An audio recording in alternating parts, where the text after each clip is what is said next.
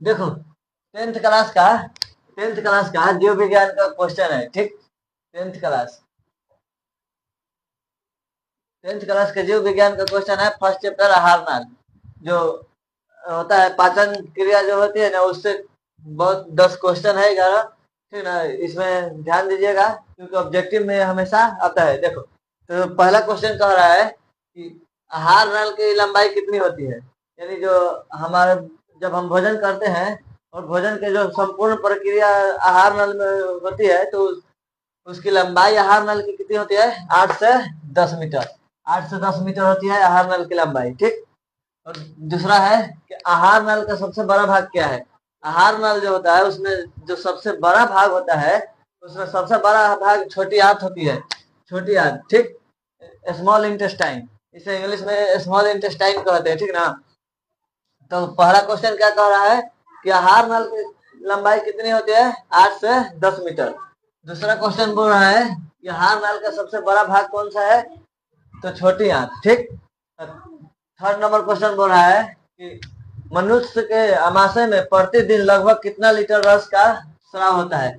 यानी मनुष्य का शरीर जो है, उसमें प्रतिदिन, प्रत्येक दिन कितना लीटर रस का स्राव होता है, ठीक। तो होता है 3 लीटर। ये जो है 3 लीटर होता है, ठीक। 3 लीटर रस का स्राव होता है। 4 नंबर क्वेश्चन कह रहा है कि देखो, मनुष्य के आमाशय में कौन सा अम्ल पाया जाता है। जैसे कि मनुष्य का जो आमाशय है, उसमें कौन सा अम्ल पाया जाता है, तो हाइड्रोक्लोरिक अम्ल, यानी HCl। इसका पूरा नाम है